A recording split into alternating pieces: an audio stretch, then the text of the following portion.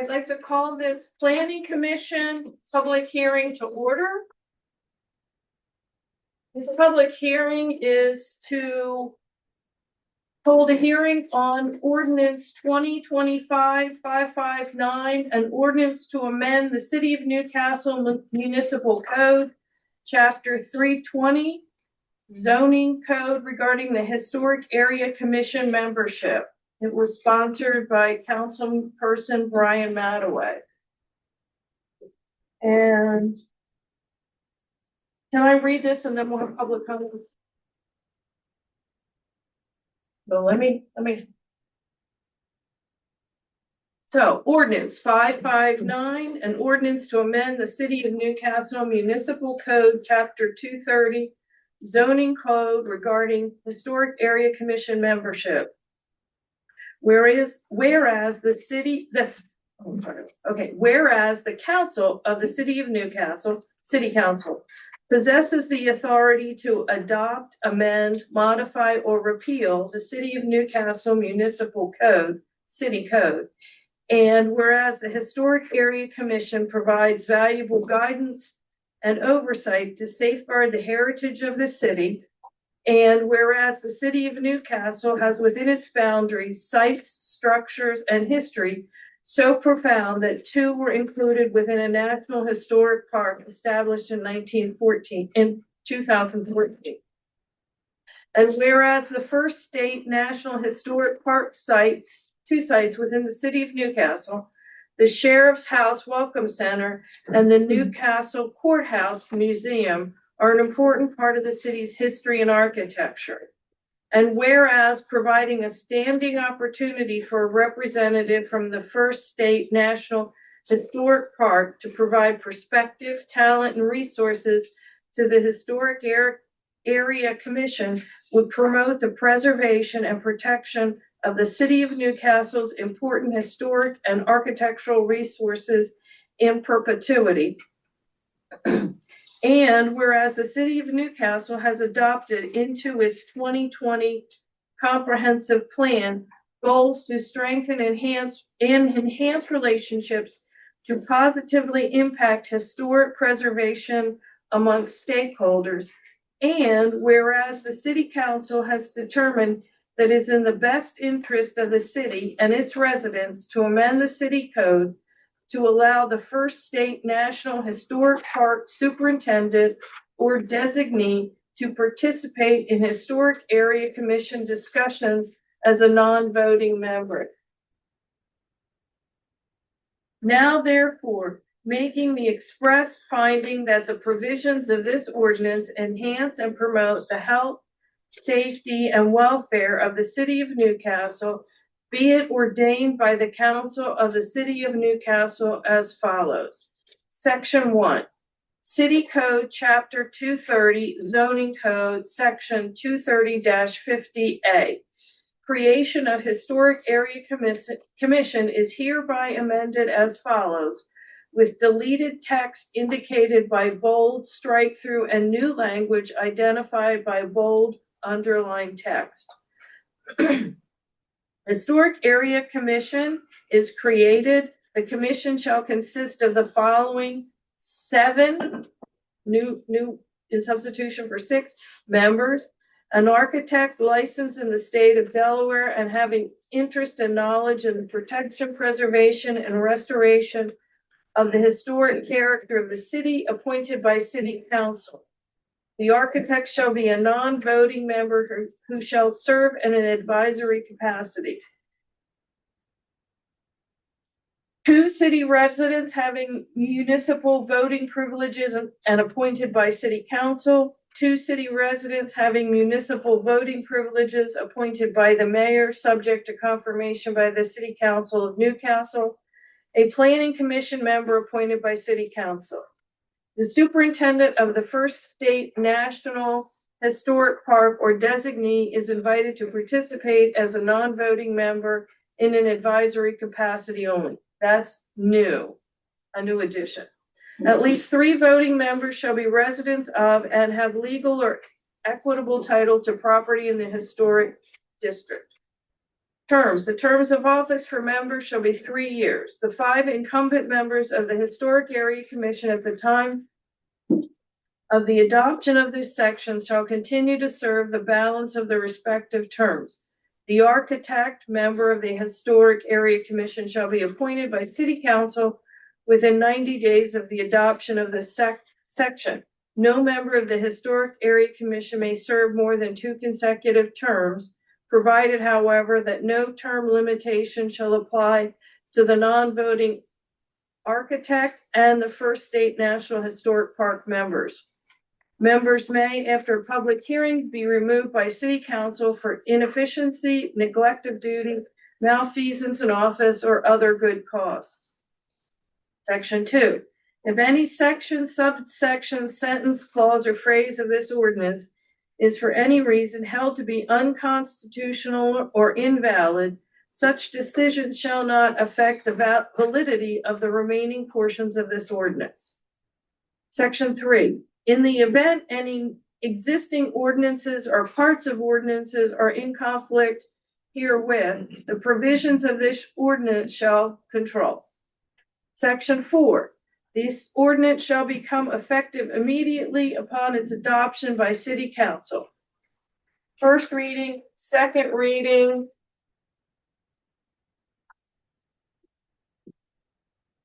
End. And we are now open for public comment on this ordinance. And we can wait for a few minutes.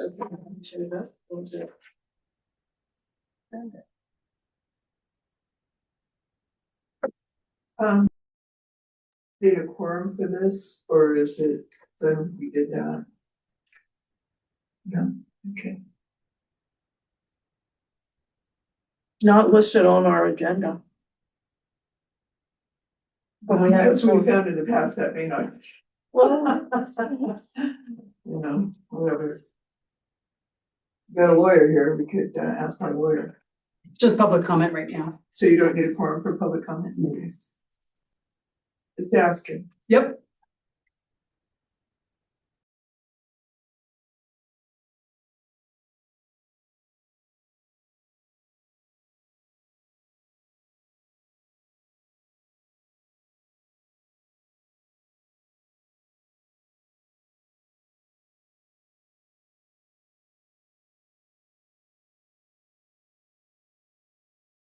do you have a comment, public?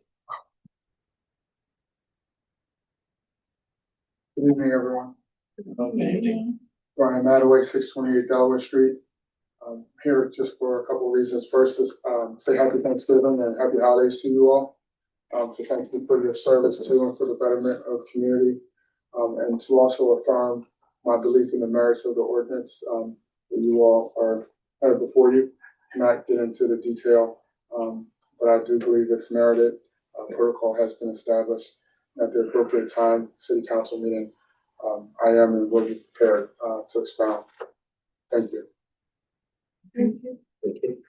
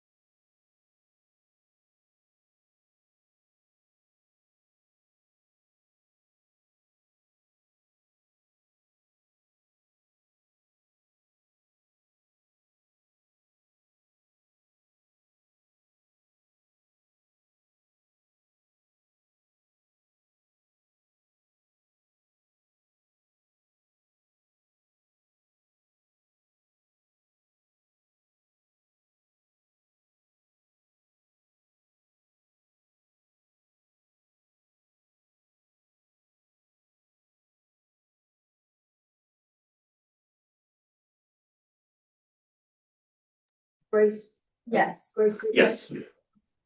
About what? Great. Street. Oh, Grace Street. The real, The the real houses. thing, the agenda. I won't be interested. Okay. Yeah. So we're proposing moving that meeting to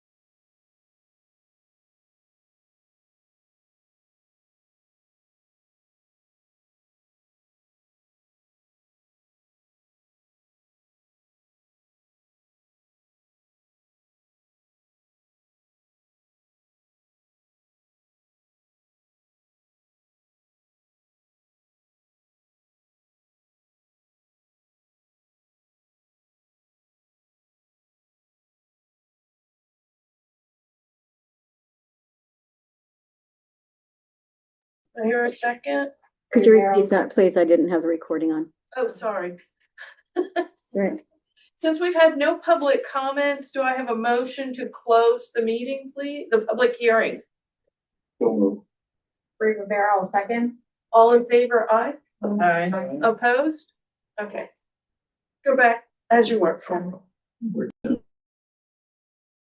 minutes.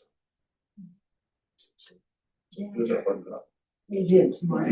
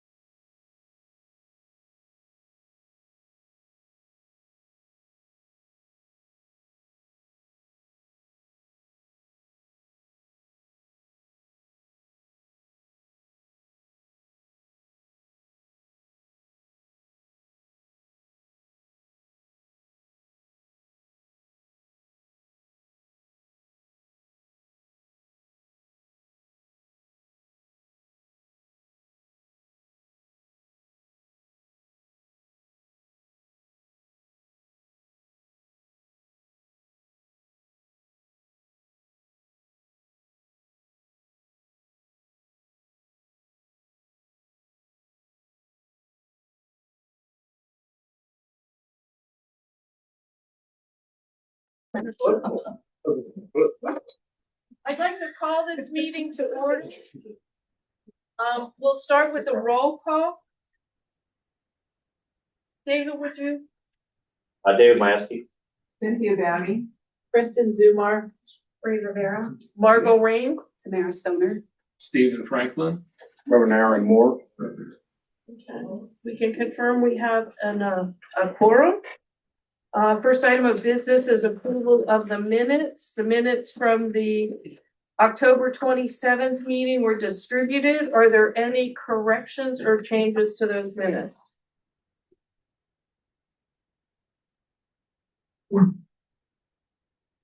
Hearing none, do I have a motion to approve the minutes as distributed? Ray Rivera, do I have a second?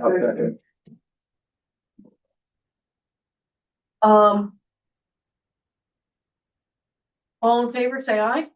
Aye. Opposed? The minutes are approved.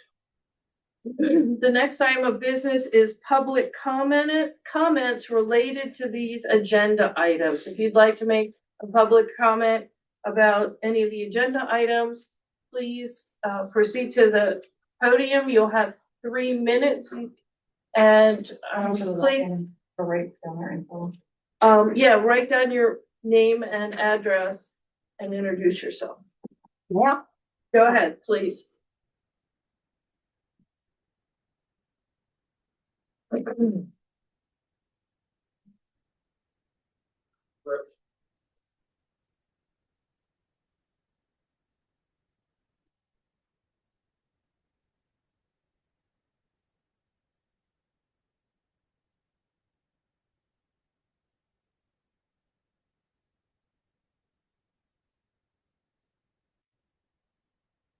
I'm Norma Harlow. I live at 1006 Gray Street in Newcastle, and my property is directly next to the property that we're talking about today, where they're gonna build the townhouses. And I just wanted to say that I appreciate them taking their time and spending their money to take that project on and build it, because I feel like I'm left alone there. A lot of the houses are gone, and it's the club and all that goes there, and it feels less and less like a neighborhood. And I would like for it to stay a neighborhood. I know that, they bought the property, the club bought the property next to me, and I don't know what they're gonna do with that, but they're limited in what they can do. And I'm happy that they didn't buy the other one. And I'm really, I want it to be like a neighborhood, and with people and everything nice like that. The sketch looks beautiful. It matches the neighborhood great, and I'm just grateful that somebody's willing to do that. So I really support it, and I really, really hope that you will too. Thank you for your comment.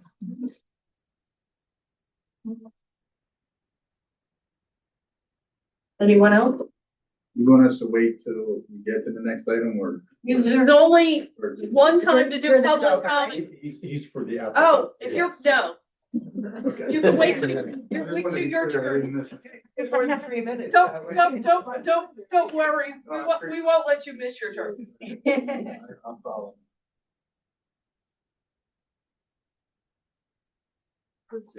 Is there somebody out there that, There's a police complaint going. oh, okay. I'll give it one more minute, and if nobody else has a public comment, we'll move to the next agenda item.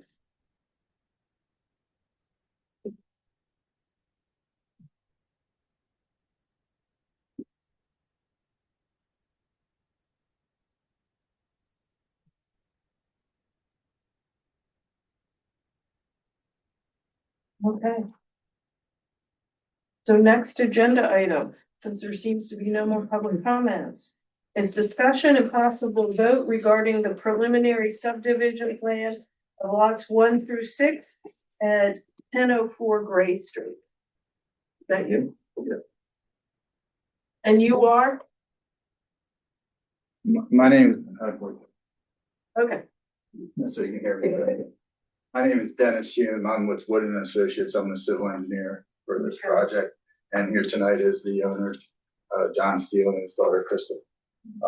They may or may not get up and talk, but they're welcome to. Thank you for having us tonight.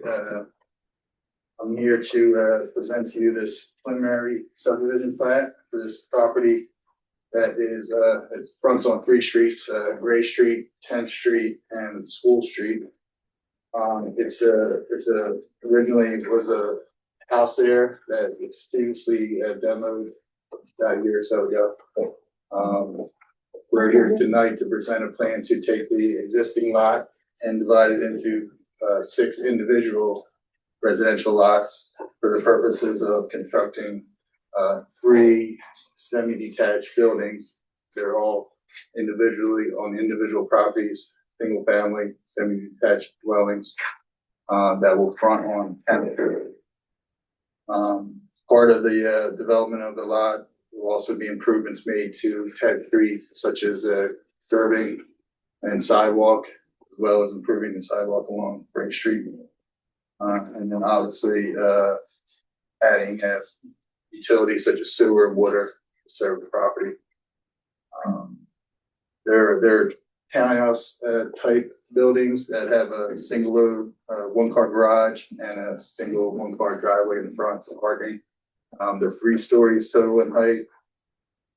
They're approximately 18 feet wide by 35 feet deep, and there'll be a deck in the back.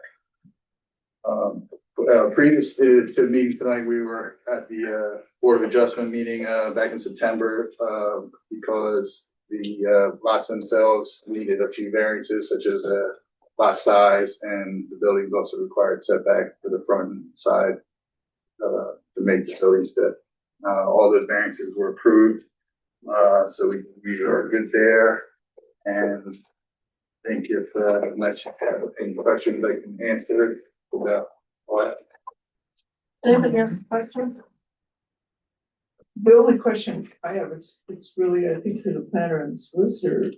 If this was approved by, the Board of Adjustment, isn't that an approval? Like, what's our role here? Your role, one of the planning commission's primary roles is to review and approve subdivisions. That rests here and it goes to city council for, resolution or ordinance, just as a sort of I want to say rubber stamp, but most of the review is done here. Okay. So, we haven't had a lot of subdivisions, but one of the roles of the planning commission is to review and approve subdivisions. The subdivisions that we have had have been 2 lots, maybe, and we've let them combine the preliminary review the preliminary plat process and the final plat process into one. Because this has a public improvement involved with it, which we'll talk about in a little bit, which is the extension of the sanitary sewer and improvements to Gray Street, like Mr. Hume said, regarding the sidewalk. This required a preliminary plat, and then if it's approved, they have to go. We'll get into it, but Okay. to answer your question, I'm just trying to understand, because usually when a Board of Adjustment approves something, that's like the final arbiter of everything. But you just said Board of Adjustment has jurisdiction over variances. That's why they were at Board of Adjustment. Okay. You do approving the plot, they do approving the variances. Okay, thank you. You're welcome. Sorry, I just didn't understand. No, that's why I wanted to finish, let you know what Board of Adjustment did. Oh, sorry. I just want a clarification. So all of the houses, are they actually gonna face 10th Street then? Yeah, the It looks front, like, the front, do we have the elevation? Did we send the elevation to you that you could put up? I thought It's not attached, wait. Okay. This? yes. There. Yeah.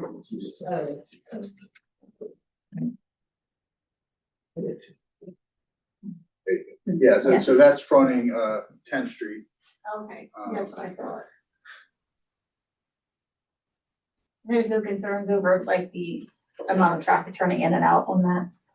10th Street's a pretty wide road, similar to Gray Street. The right of way 60 feet. The pavement width, I'm not sure exactly what it is, but there's plenty of room to maneuver there. If they're facing 10th Street, would you change the address to 10th Street? Well, once we get further along in the subdivision process, it'll go to I believe Newcastle County GIS, and they'll assign new addresses to all the Okay. properties, and most likely, yes, it'll be Okay. 10th Street, but that'll be their decision. Because otherwise, everyone's gonna get a hopeless address all the time. Do these have a basement? These do not. Okay, so they're on a slab, that's why 3-story. And how many square feet for each of them? I don't know off the top of my head, like I said, it was 18 by 35 was the footprint. I don't know. Off the top of my head. Are these rentals or, For sale. for sale? They could be both, not sure at this moment what they will be. Are you making any effort to make them affordable housing? Just curious. Not that I'm aware of.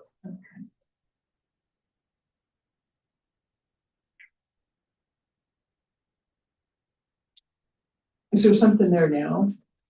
There was a older house demoed, like I said, over a year ago or so, maybe 2 years ago. That was on the property. It was already been removed through demolition permit process. It's unusual for projects to have someone come in the neighborhood and say they want it. So I commend you. We feel this is a great, project and it will really add value to the neighborhood. There'll be code compliant, upgraded properties available for, either people still in the neighborhood or moving to the neighborhood. Did you say you had something you wanted to talk about? Cause I was hoping you could explain to me why the Board of Adjustments agreed to the smaller setbacks. The Board of Adjustment felt that they met the criteria for the variances, the quick check, they're called the quick check factors. And the applicant came in and made their case to the Board of Adjustment for all of the variances. The board deliberated, found that they met the criteria for the variances and granted them. And I think the opinion was part of our review letter and or is in your packet. It should be in your packet. Mm-hmm. Can I ask a question? So originally there's 2 lots. And then we combine the 2 lots and they would total roughly 1/4 acre. And then they're going to divide that 1/4 acre into 6 homes, so 3. They're creating 6 lots. But was originally 2. Is that correct? Very small Let me part. explain that for a second. Yeah. It was only 2 because in the deed, it was described as 2 lots, but it was always one property under common ownership with one house. So there wasn't 2 residents there that were previously there. It was only. They were one. just never combined. It was just the way the deed had written. I can't remember many years ago. They had it described as 2 separate meets and bounds. So that's.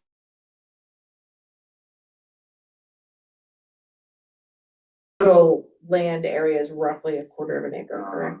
That's what Yeah. it is here. 0.2479. Yeah. Okay.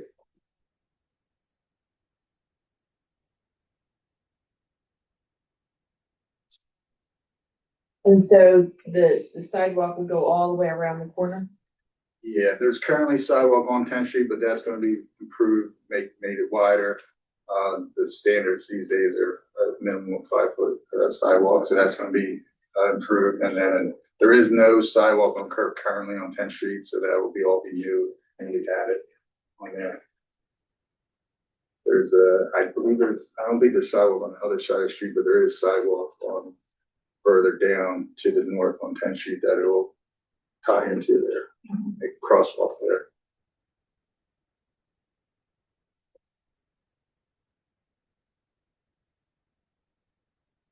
Not necessarily a question or a comment, with the reduction in the allowable space between the residences, and what I'm assuming the type of construction will be, I would just urge the builder, the owners to build with residential fire sprinklers to potentially reduce any risk of fire spread.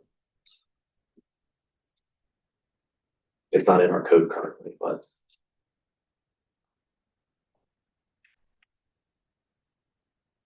Are there windows on the sides of any of these? doesn't appear so. Yeah, because we ran into that with our own property. You can't, if you're right on the property edge, you can't put a window there. Yeah, there are rules about separation and the type of construction of the windows. I can't speak professionally on that. But I do understand. I don't have the architect plans with me if they are, but they'll be submitted and approved with building permit Yeah, application. because Jeff Bergstrom knows the rules, but, apparently you can't, if you're on the property line, you can't put a window there. You probably know this. You don't. It sounds- Well, yeah, because, and somebody had broken the rules in Newcastle a while back and put them in anyway and, put a window in anyway. And then there was a fire and they caught the house next door on fire and killed some people. So there's a high sensitivity to that in the city. So I don't know if Antonina knows about it. It was a little before your time.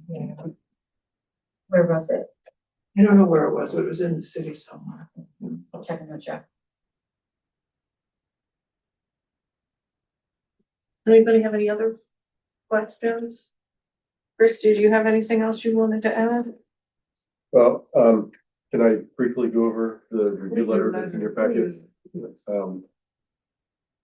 So our review letter, yeah, I got it. dated November 18th. I'm not gonna read it verbatim, just gonna highlight, some items. Under procedural administrative, this is a preliminary plat in accordance with your subdivision regulations. If the preliminary plat is approved, the applicant would then submit a final plat to the planning commission for approval. Number two, prior to seeking final plat approval, those are the plans and agencies that the applicant would be working with to obtain other approvals beyond the subdivision that's being requested here. The sediment stormwater by the County Conservation District, there's sanitary sewer, which is the Newcastle County Public Works, and water service plans through the Municipal Services Commission, and the other improvements by the city of Newcastle. And we would suggest that prior to seeking final plat approval, that the applicant has made substantial progress on those above mentioned approvals before seeking final plat approval. If it's approved by the planning commission, it goes to the city council for approval by resolution or by ordinance. We don't know whether it's a resolution or ordinance yet because of things we'll talk about in a second. Planning and technical, the parcels are zoned R3. Single-family semi-detached dwellings are permitted use in the R3. The applicant received 6 variances from the Board of Adjustment in September. All of the variances are described on the plan in Note 11. And they're also reflected in the setback data.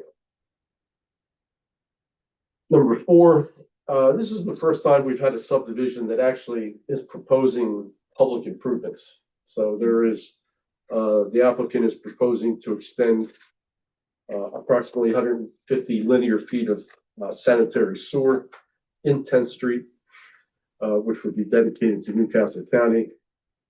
The subdivision regulations describe a bonding requirement for public improvements.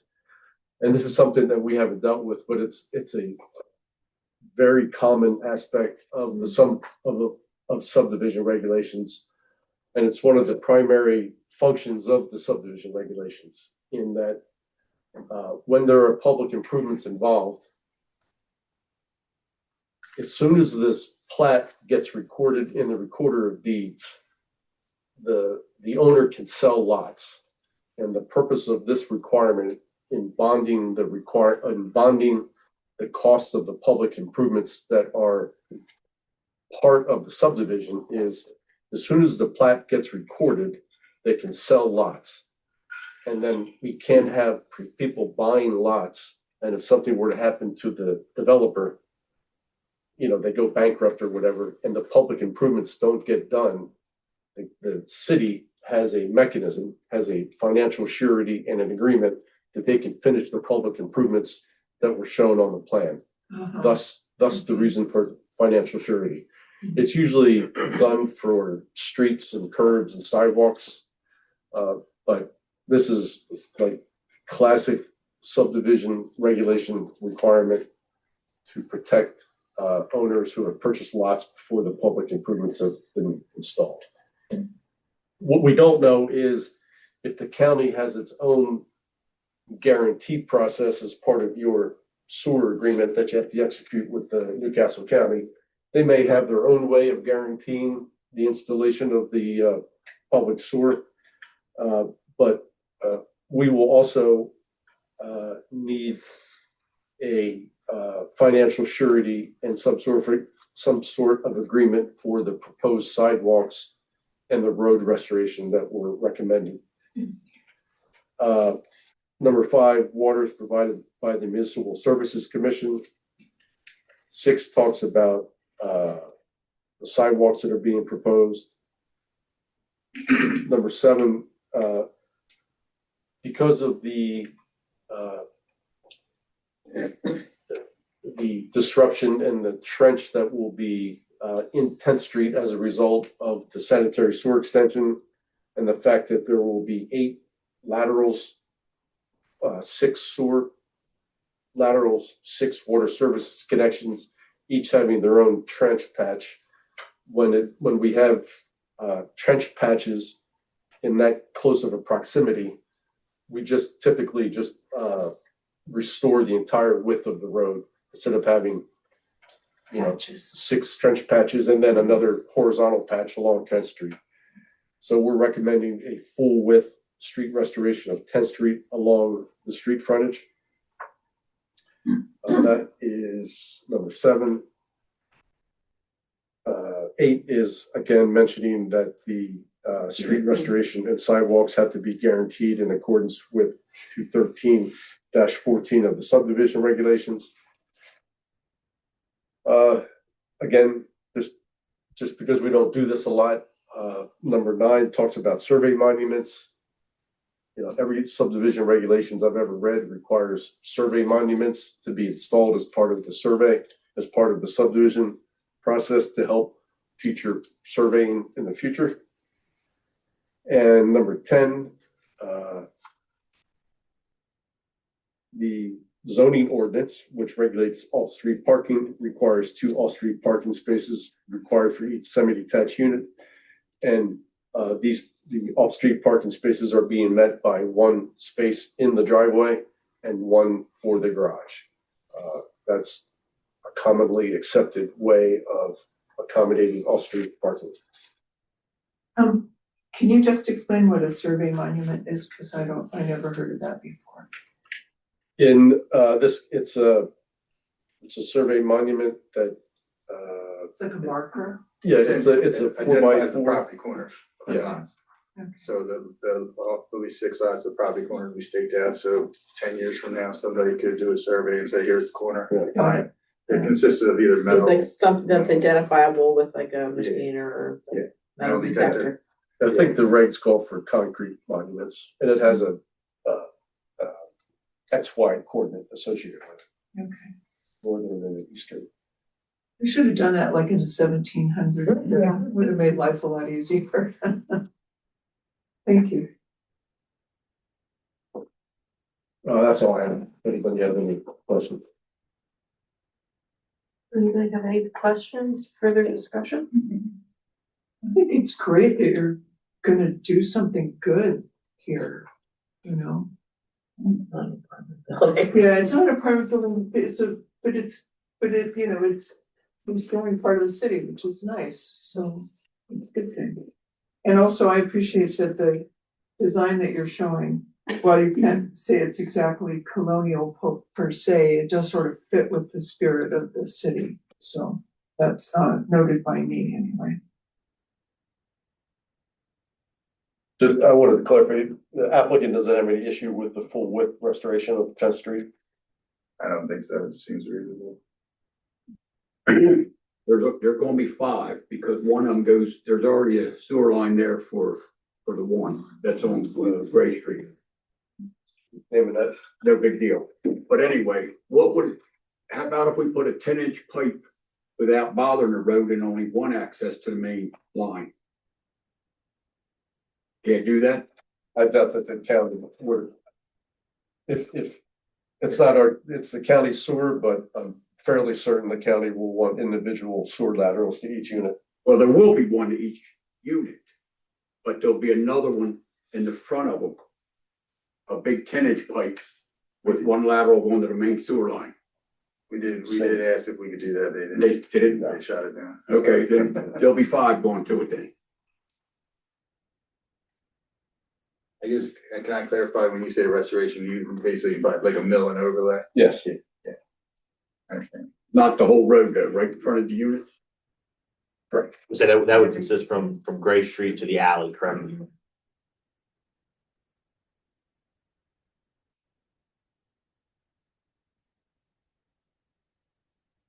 Yep,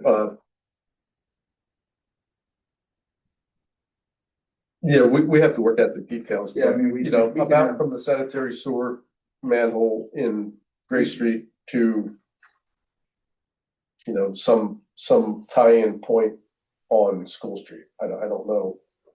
Maybe to the edge, you know, to where the last water service line is. Yeah, as part of our first set of plans, we can kind of show a boundary of what we propose, and I don't think it would be an issue. Work it out, the best spot to play.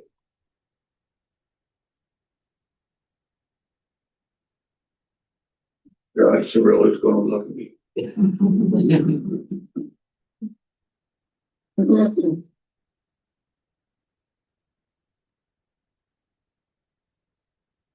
Anybody else have any comments or questions?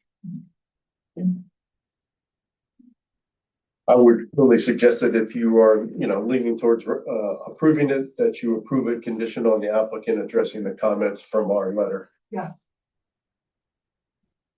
And we feel that there's no comments that can't be addressed in the letter. Does anyone have any, discussion regarding this? Further discussion?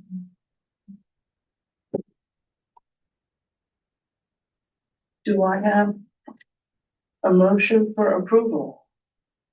And, how did you say that?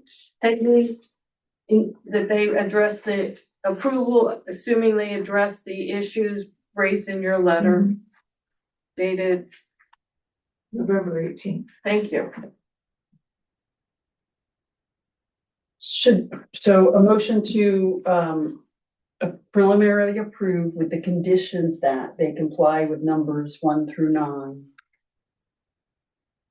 Or whatever it was, 1 through 10, thank you. Wasn't, didn't I'm have gonna to skip one. look Take down. already a done deal. 1 through 10 or whatever it's going to be, would be appropriate.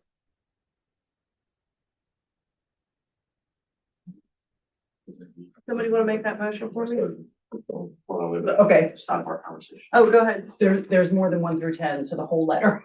Oh, okay. And there's two sequences of numbers to make it very confusing. Yeah, so just to comply with all the recommendations by Chris Rogers with AECom prior to submitting final plot. Okay. I could try. You can try. Remember to say that. Thank you, Cynthia. And you all may amend.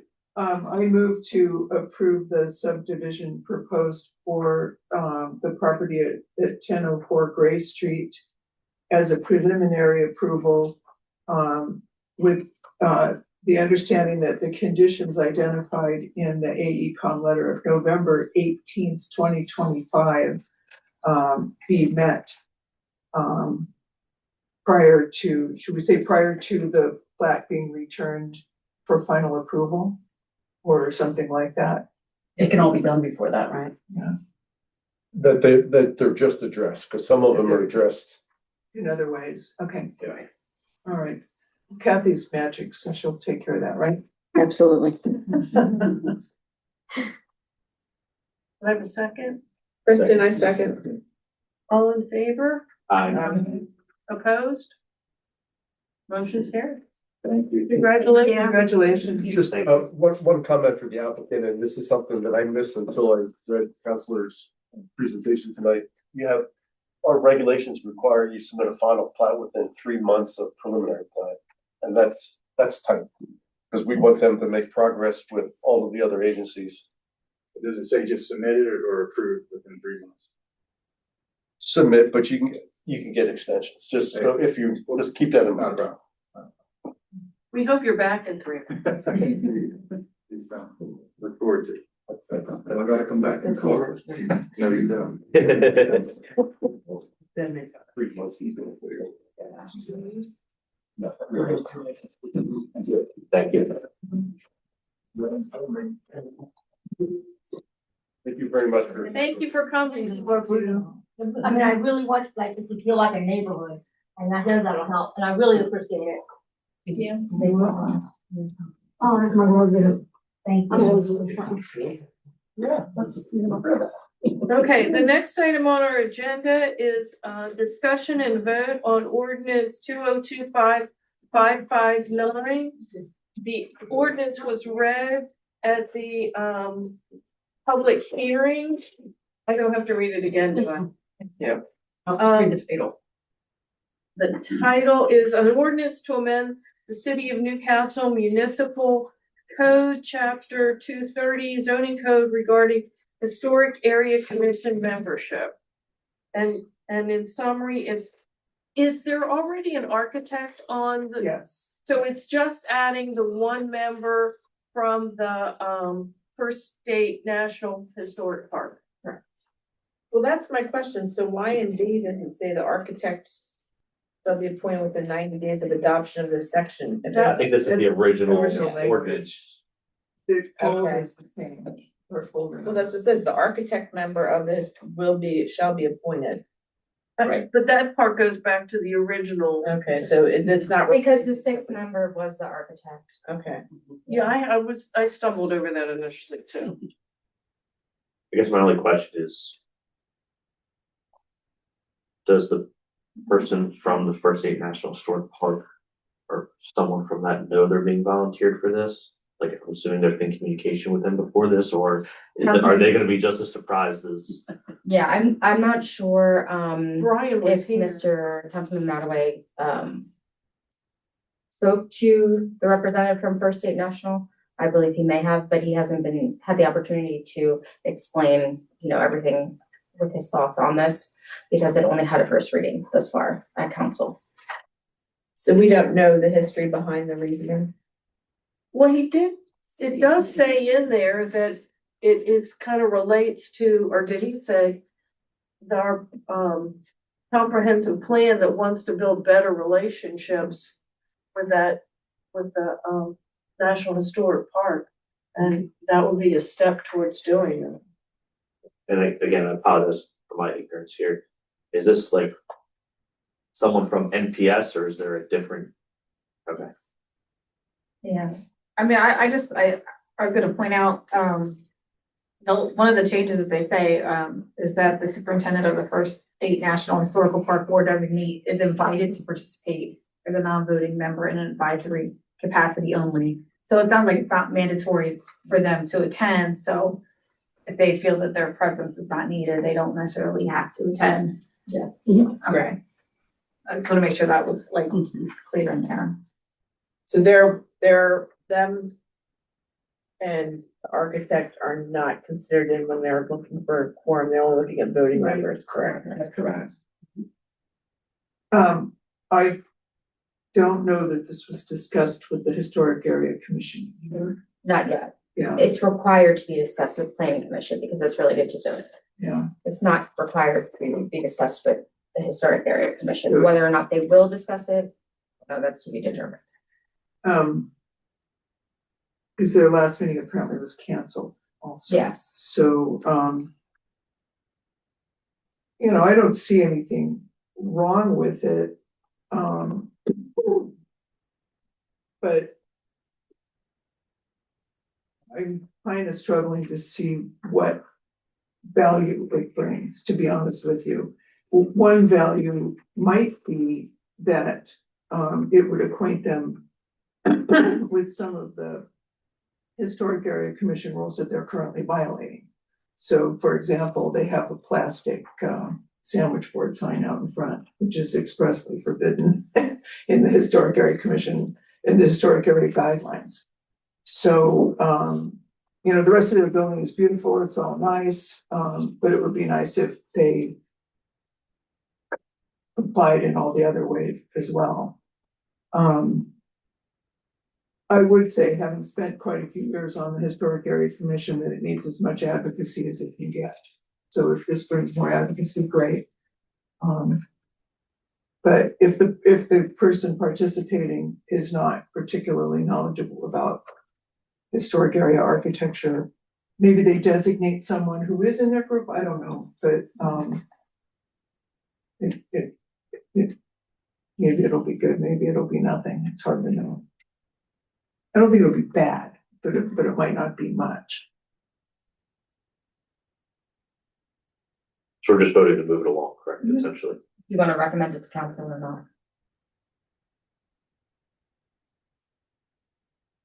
So I make a motion to approve it, please, so recommend it. So I make a motion to recommend, city council approve that, I'll get worded, ordinance number 559, an ordinance to amend the city of Newcastle Municipal Code, chapter 230 zoning code regarding the Historic Area Commission membership, as written with no edits. Second. When you vote, you should say why on this one, because it's an ordinance. Do you want a roll call? Why? What's that? You want a roll call or the person making the Do motion? you normally do a roll call on it? Some Sometimes places we do, do. some don't. I would You want suggest it. To individually say why? Mhm. Okay. Can I you, would suggest it. call for a roll call then? Margot Rain, Approve in order to enhance the relationship with a historic park. David Majewski, Approved, citing the reasons already given. Cynthia Batty, Approved for the same reasons as chair. Kristen Zumar, Approved for the same reasons as the chair. Bree Rivera, Approved for the same reasons as the chair. Tamara Stoner, Approved for the same reasons as the chair. Stephen Franklin, Approved for the same reasons as everyone else has mentioned. Reverend Moore. Approved for the same reasons as the chair. Motion carries. Thank you. Okay.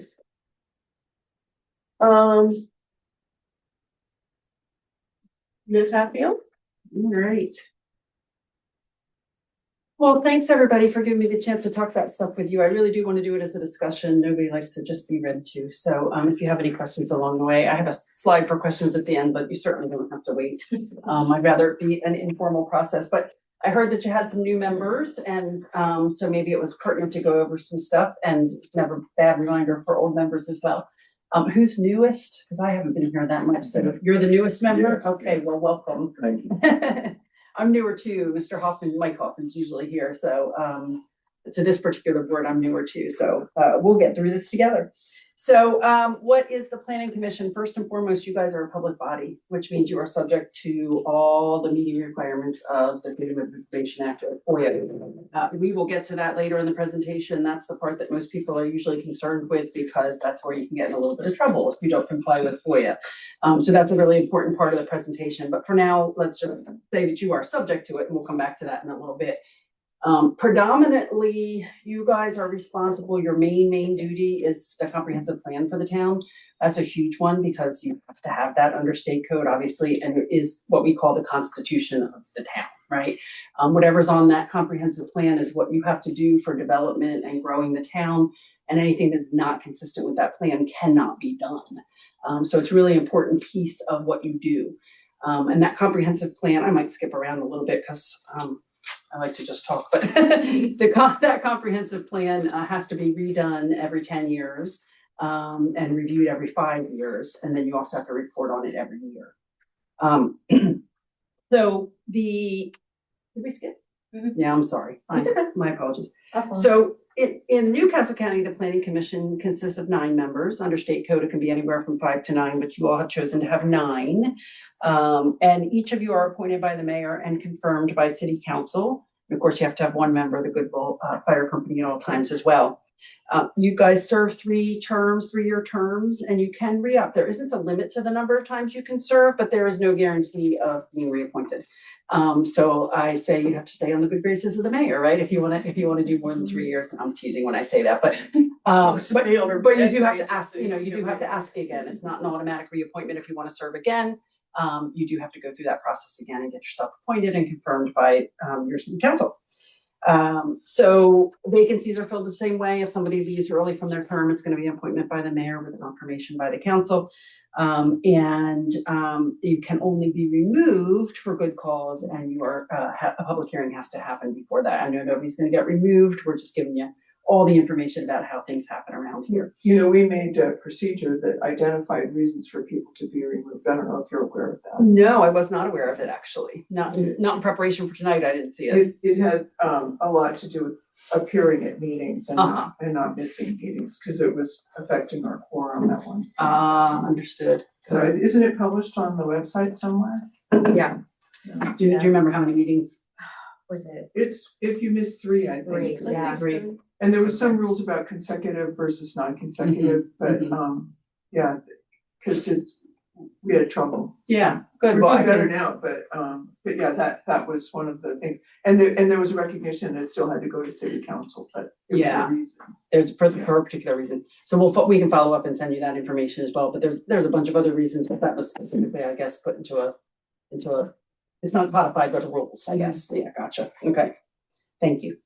And then each year you have to elect a chairperson and a vice chairperson. So obviously that's Margot today now. And who's your vice chair currently? Great. Okay. So what are your responsibilities? We started with the comprehensive plan. Again, that is a big one. In developing the comprehensive plan, you have to look at both maps and text. And the text can be pretty, it's pretty inclusive. It's almost, I would like to say almost like a novel. I mean, there's a lot to a comprehensive plan. It's a rather thick document. I won't read these to you, but you can see items to be included in the plan. I have a list there. Those come right out of the statute.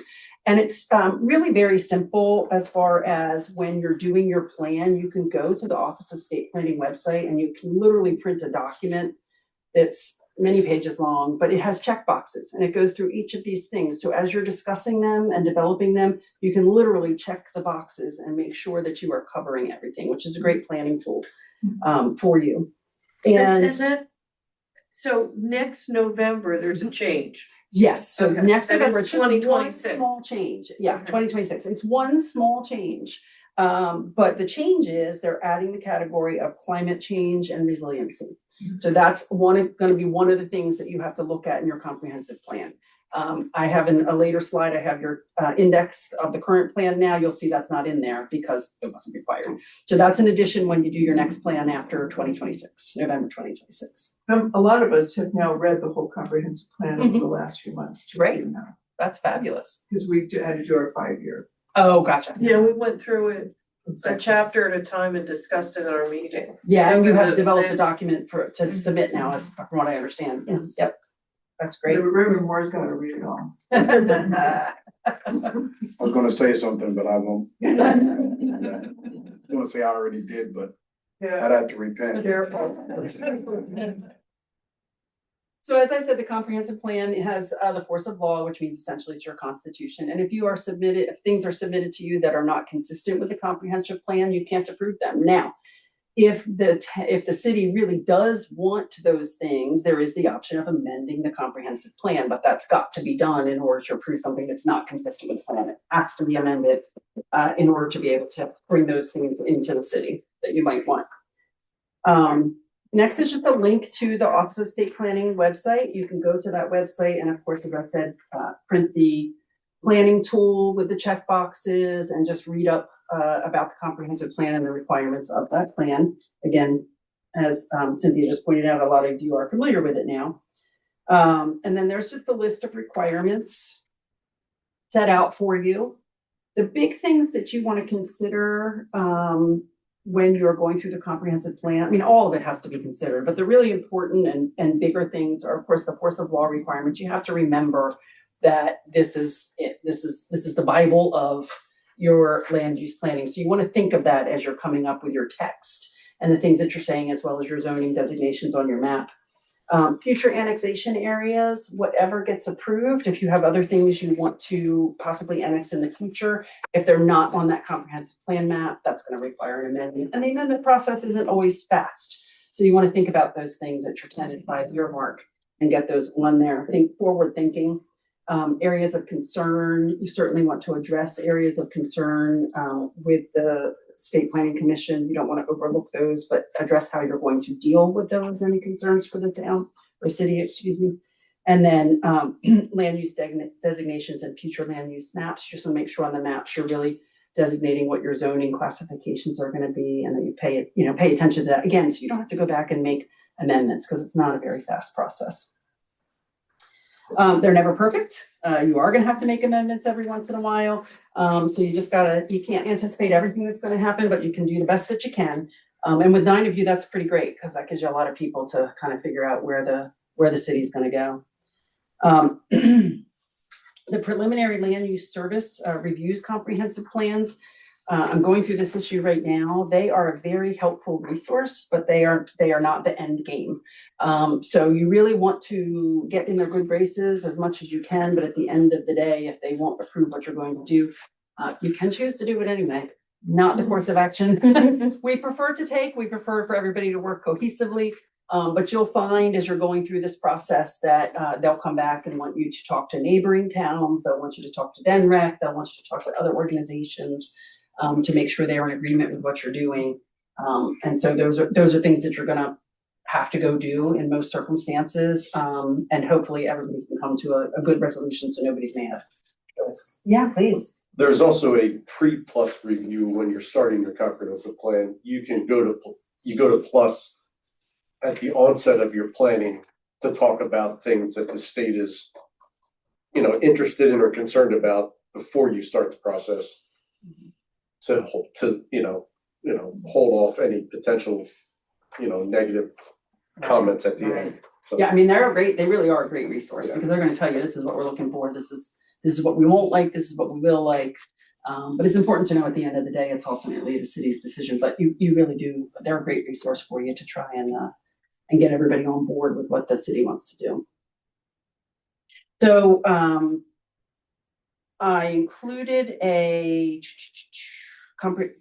do you have the, there you go, the table of contents. So you can see in that table of contents, it covers all the areas that we were talking about earlier. Community design, economic development, housing plan, everything but that resiliency, climate change and resiliency issue, which you'll add next year. If you are doing any rezoning in the town, I'm sorry, back one, Antina, I apologize, I skipped.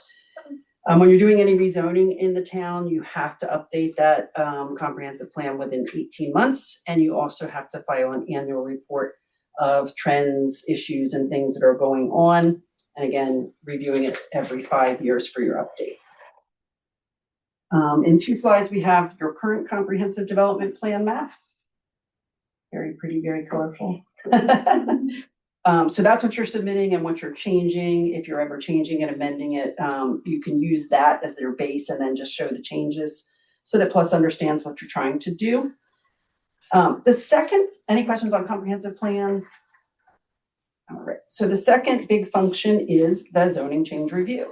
So zoning is a legislative function, which means that you are basically developing law, right? When you're changing your zoning maps. That gives you a lot of discretion. You get to determine kind of what's appropriate for any particular area. And so when you're doing that, though, there are some limits on that discretion. You can't do inconsistent with the comprehensive plan, as we talked about, but you also can't be arbitrary and capricious, right? You can't just zone something a particular way with no basis behind it. There's got to be some public health reason or commercial development reason, or some reason that is appropriate for that area. And it also can't be spot zoning. So in other words, this house we're going to zone this way, but everybody around it is not. So it can't be what's called contract zoning, which is, if they give us this, then we're going to zone them that, right? That's called contract zoning. So all of those things you cannot do. You just have to be mindful of that and make sure that when you're making zoning changes, it's applicable to everybody and not singling out particular people in that contract or spot zoning kind of way. So let's see, so zoning change review, it's initiated by any of three ways. Council can initiate it, in which case they send it to you for review and recommendations. You can initiate it, in which case you've done the review and recommendation and you send it up to council. And then it also can be from a petition of the owner, which first goes to council and then they send it down to you for review. When you are reviewing these requests for zoning changes, you are authorized to ask for any additional information, maps, sketches, plot plans, whatever you need to help you make that decision. It's in your purview to ask for those things. And when you do ask for those things, and receive them, then once you've made your, got all the information that you need, you set up your hearing. Your hearing, of course, has to be properly noticed, 15 days.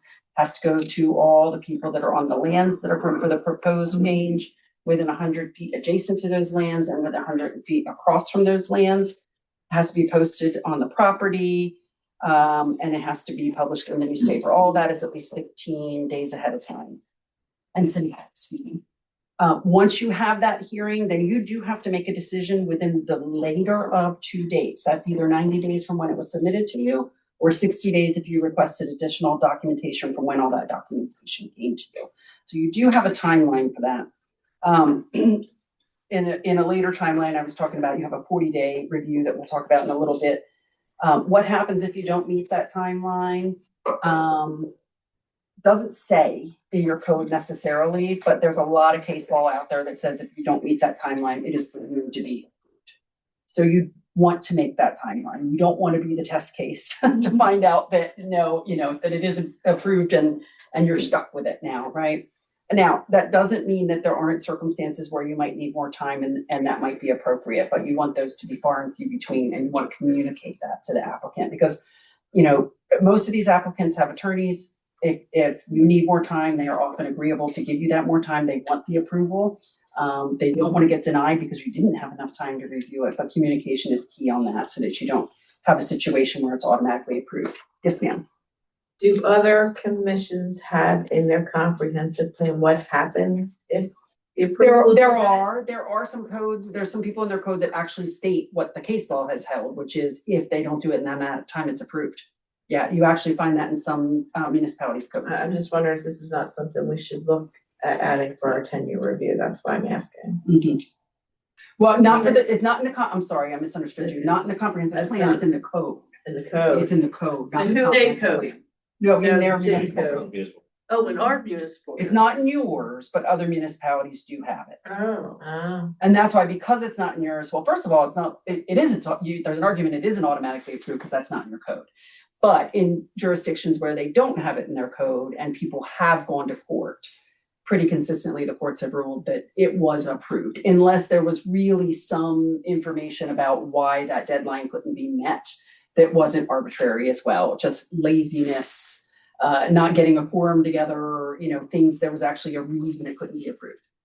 Okay, so the fact that we don't have it in our city's code, are you suggesting that we should have it? Are you saying we should? I'm not suggesting that you have that. Okay. Yeah, I'm not suggesting you have that. Because when it is written in your code, it is more likely that on day, if it's a 45 deadline on day 46, done. If it's not in your code, there's some wiggle room, there's some discretion there. And as I said, there can be an argument that there were reasons, particularly if you communicated those reasons, that additional time was needed. And that might be reasonable and acceptable. Okay. Might not be though, so you don't want to miss those deadlines. This happened with the River Edge development. There was a comprehensive plan amendment and a rezoning. And the planning committee asked for a whole bunch of additional zoning support information. And we had to take our time reviewing it, and the applicant was the applicant was cognizant of the time limit, and they, volunteered to allow the planning commission to exceed that limit. So the councilor's point, the lawyers are aware of it. Yeah. If it was a hard, after 60 days it's deemed approved, they may not be as cooperative because they know it's you're up against it. All right, so when you're recommending these zoning changes, typically what I made you do tonight, which I did on purpose, I wanted you to get used to it. The roll call vote, I did that intentionally. Because we didn't have a vote regarding a zoning change or a subdivision plan, but when you're approving land use, you've got to voice your reason. And so you can't do the simple ayes and nays, you gotta tell why, and everybody's gotta give a reason. Those reasons can be because of what the last person said, that's okay, as long as what the last person said was okay as well. So, it can be, right, otherwise everybody gave the wrong reason, right? So, and really ultimately, it's typically the ultimate approval that gets appealed to the court. So really everything you're doing here is eventually going to council for the ultimate approval. And that's usually what's appealed. But oftentimes the council says, for the reasons the planning commission gave. And that's why we encourage you to give those reasons. Could it maybe not be a technical violation? Maybe. But if it gets up to council and then they say, because of what you said, then we have an issue. So it's just easier for everybody to always give their reasoning rather than a simple yes or no. So it's the best practice. In the end, as I said, the decision is council on all of these, and they're really the ones that have to articulate that. When determining whether something meets the code, you are not acting in a legislative capacity. And so that means you lose a lot of your discretion. You're acting in what's called a ministerial capacity with regard to approval of the code if all the requirements are met. You may not realize this, but if all the requirements of the code are met, you have to approve. You can put conditions on that approval, but you have to approve. You can't not approve because you don't like something, right? So for example, let's take today, for example, they had to get some variances. Let's say they didn't have to get those variances. Let's say every single thing when they came the very first time met the code. That's got to be approved. Now, there are some reasonable conditions that can be put on that. And that's what we call your quasi judicial capacity, right? Because that's where a little bit of discretion comes in. And you can exercise some judgment on whether or not their requirements have been met and whether or not there are any conditions to be put on that, okay? Those conditions have to be reasonably related to public safety, health, and welfare, things like that, though. For example, the sidewalk meets the code, but, if there was another, that there's a deaf child in the area and another, I can't even think of an example, but something would make that, much more safer for that. That's a reasonable condition to put on in the circumstances because that deaf child's living there and whatever it is that's gonna make that safer. You can put those conditions on some of your approvals, okay? But they must be reasonably related. Quick question, we approved the other thing with, today with a 5-foot wide sidewalk, which I assume was ADA compliant. But is ADA compliance handled by the city, or is that something we should be caring about? So you should be caring about it in the sense that it has to comply with the code, but you're really looking at it to comply with your code, and some of the review level at the state level is also gonna make sure it complies with the other things and what the state does as well. So I was thinking about, but 5 feet, I mean, it's actually 10 feet in our downtown area, but that's by our city code, that's not ADA compliance. Yeah, and you're, good. I was just thinking that DG zone, right? Yeah. 10, yes. Yeah. We have a 10. I know the code. Yeah. Yeah, you said downtown area. But that's not relevant to where this house was getting built, Right. this set of houses, yeah. Right. Thank you. To Lisa's point, I mean, you just made a condition that they fully restore the roadway. That's not in your code, but I found it reasonable. Right. And Right. Yeah. made sure that the applicant was okay with it, so that we didn't. We could discuss it if they did have a problem with it. So that was a condition that was, beyond the code, but hopefully falls within the reasonable test. Right. Yeah. And here's the thing with conditions. If you're really dead set on something, that's when you get us involved, right? And we do the research on it, because if you put a condition that is not reasonable and gets appealed to the court, I mean, you have the issue of possibly being sued and costing money, correct? So anytime there's something that you're really dead set on, and the applicant says no, and typically they say yes. Typically, they want to see it go through. You're not requiring anything crazy. They're willing to do it. But if they're not, that's when you get legal counsel involved, because it is a case by case basis, and we can't typically sit here in any one meeting and say, oh yeah, do that, don't do that, unless we've had a case that's similar recently, otherwise we got to go back and research that issue, and we'll come back and say, you really need to drop that condition, that's really not going to fly, or, that's a reasonable condition, and let's push forward with this. That's what we're here for, a resource. All right, so subdivision review is a 3-step procedure. As you know, there's the pre-application procedure, going to the building official, who then within 10 days needs to consult with the chairman. That would be Margot, of course, right now. 30 days from that point of the two of them consulting, building official has to let the applicant know whether they are compliant with the code or not and provide written reasons. And then Margot alerts you all that something is coming down the pike.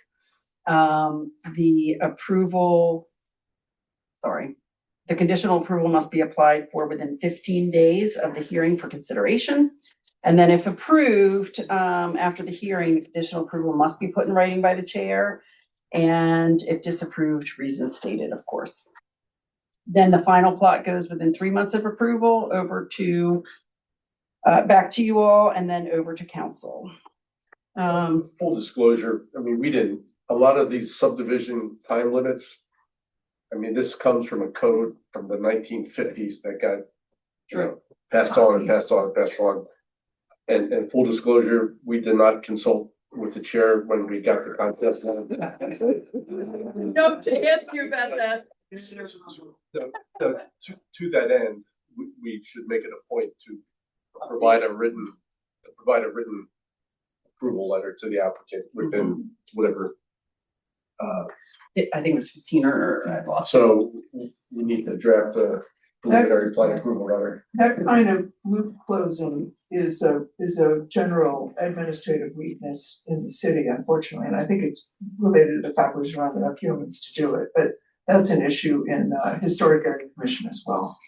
Well, it might be something to take out of the code, right? If it's not relevant anymore to necessarily have that conversation. Right. And it struck me too when I read it is, what's the point of that, right? The building official is going to look at it and then they're going to send it over one way or another. I think it's more of a heads up, but I mean, that's your call. That's not my call. But if you feel that that's not working for the city, I mean, that might be something. You and Jeff we can change. reviewed it very quickly and immediately got it on an agenda. Even this less than 30 days, so. Yeah.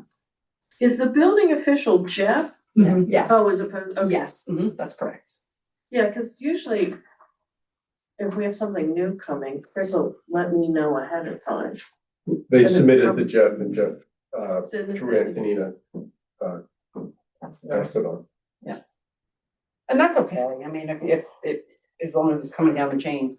We have gotten really good though at whenever we pass anything, we draft a letter and get that signed and either send to council or to person. So Have that communication. yeah, we've been doing good at that.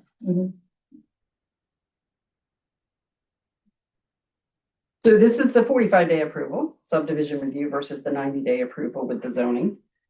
So there is a 45-day timeline for that, so you don't want to miss that deadline either. And again, this is what I was talking about where I put what happens, same conversation, what happens. It doesn't say it's automatically approved, but that's what the case law tends to hold. Final plot must conform with all the regulations and conditions imposed by you at the preliminary approval like you did tonight. And then it's up to you to then recommend it on to council if all those conditions are met. And of course, final approval is done by council. So some of the things you're looking at, well, you already know because you did it tonight, but utilities being below ground, streets being monumented, intersections designed to code, appropriate paving materials, water supply, sewage supply, all those things. You're looking at all those things, as you know. Effect on area waterways was not meant to be highlighted. There's nothing special about that. I did not have a paralegal to fix any of my inequities today. So, all right. We talked about discretion. Let's go ahead and skip the remaining part of that. I don't want to keep you guys here all night. I want to hit the high parts. And then the fourth sort of major job you have is reporting. That's under your code 58-4. Let's, oh, you're on this one, Page 32. Yeah, we're gonna skip the Tony Ashbourne case and just move on, so I don't keep you here all night. So basically, you guys, as I said, have the full authority and power to request things of people. You also have that, a power to do investigations, for the city. So you have power and authority, as your code says, to make investigations, maps, and reports of the resources, possibilities and needs of the city as you deem desirable, provided that the total expenditures of the commission shall not exceed the appropriation for its expenses. So in other words, you can prepare these reports and submit things to city council based upon investigations or things that you do because you think they're necessary for the city. And you have to report annually to the city about the activities that you have participated in the preceding year. So I don't know if you knew that you sort of have the power to look into things and investigate things as long as it's within your budget, but that's in your code that you have the authority to do that as well. And that's within the realm of the commission. Correct. Absolutely. Absolutely. Yeah, not just willy-nilly investigating anything. Just wanted to Do make not sure. investigate the burglary that happened. All right, let's get into FOIA, everybody's fun subject, because it is an ever-changing field. So FOIA, if you don't know, is the Freedom of Information Act. Does anybody not know what FOIA is? All right, good. That's a good Does start. anybody want to cry when they think about FOIA? I know, it's daunting. Here's the biggest thing I think that everybody has a problem with FOIA. I'm just gonna skip to that. I mean, we'll go through it too, but here's the biggest problem is the fact that everything you say and do is subject to revelation, right? You are a public body, and anytime you are acting as a public body, discussing public business, that is something that people can FOIA. And there are some exceptions, and we're gonna go over those as well. But you know, we like to say, I'm probably skipping to one of the slides, but ahead to one of the slides, but if you don't want it in public, don't write it down. Period. I know, your emails, don't use personal email to do business. I have cases where we are doing interrogatories and document production, and people have used their personal email for their business. So we're getting in that too. We're going to their Yahoo account, we're going to their Gmail account. So if use your city email for city business. We don't They have do city not have emails. city Oh. None of our. It might be And- something and you would what- consider. What We I, asked about that. yeah, Yeah. and what I did was created a Gmail account that says Margot, City of Newcastle, and I just use that for city stuff. Yeah, and here's the other thing. If you are very diligent, and I'm not saying this is a guarantee, but if you are very diligent about putting all your city email into a folder, you know how you can keep a separate folder? It is very rare that when we as attorneys let another attorney on the other side know, listen, this person has segregated all their work mail into this folder and will provide you this folder. It's very rare that they're like, no, I want to search everything. So if you can testify that you are, truthfully, obviously, that you are segregating that into a different folder, that is the best thing you can do if you don't have city email. Same thing with phones. If you have, if you're using text messages for city business, just know that those could be, subpoenaed.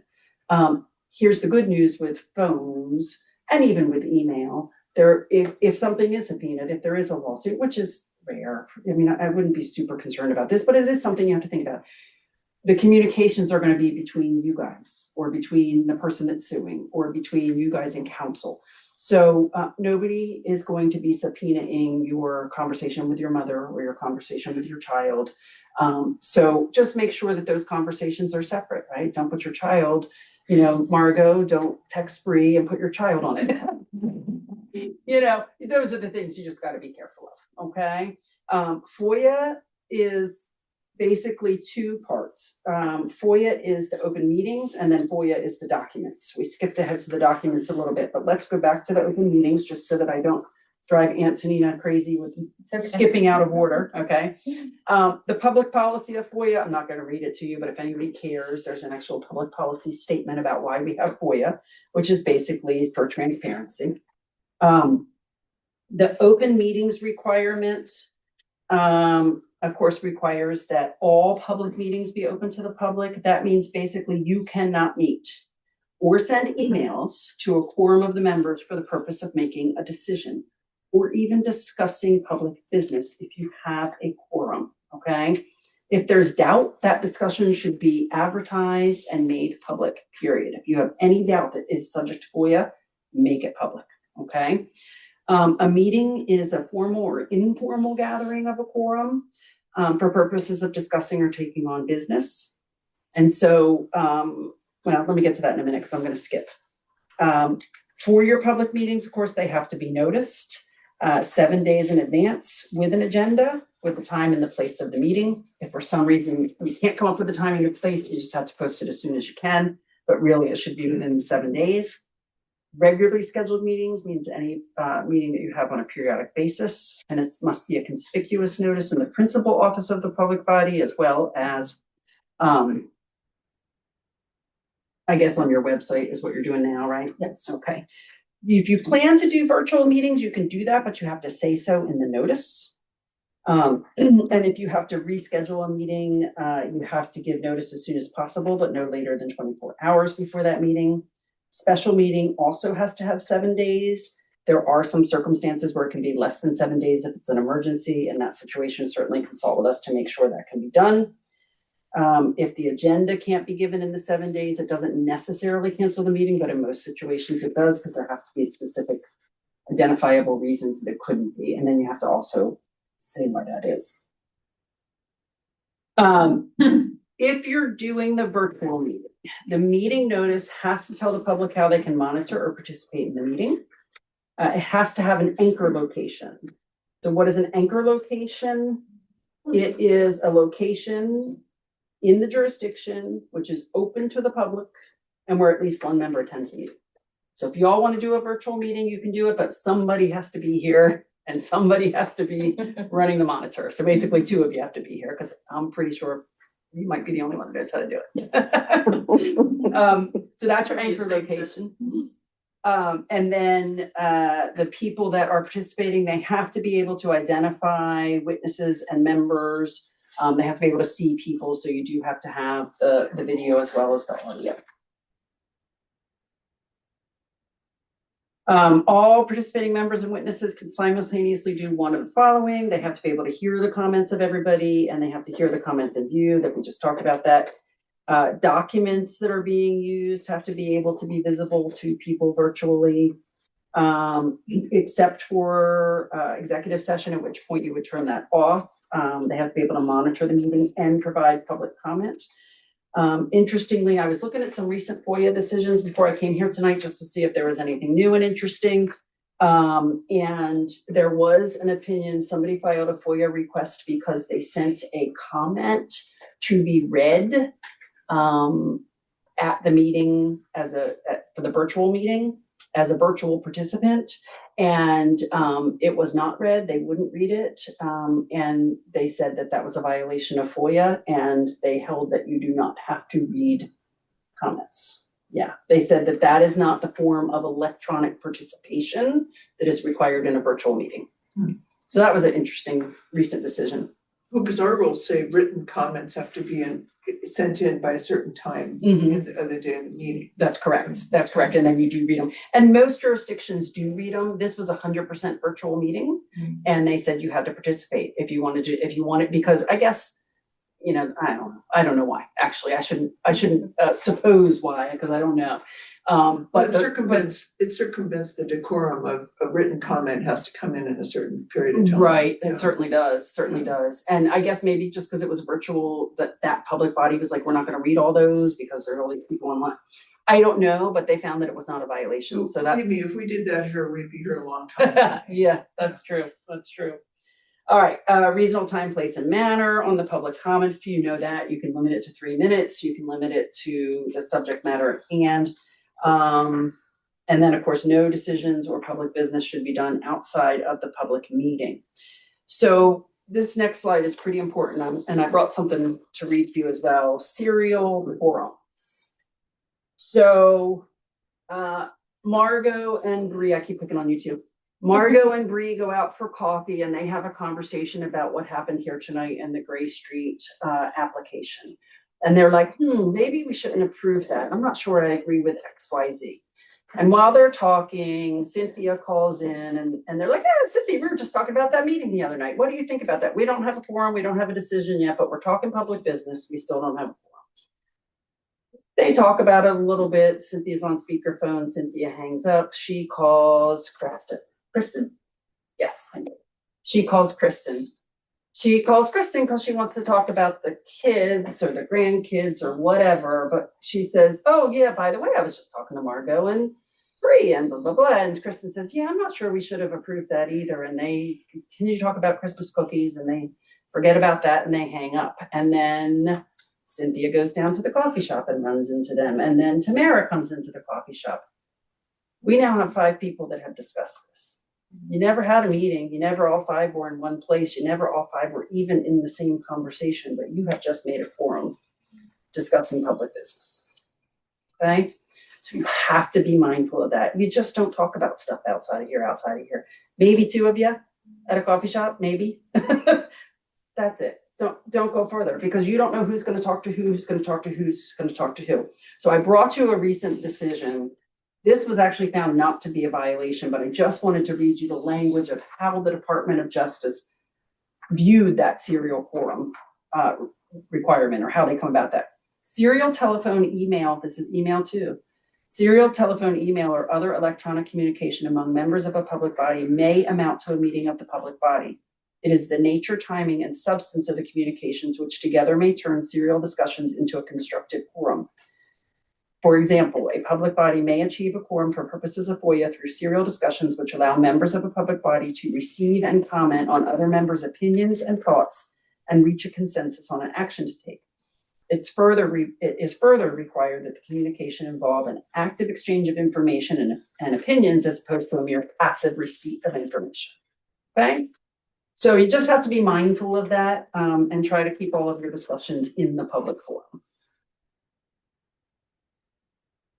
So, and then these 2 cases, this one was an email exchange of food trucks.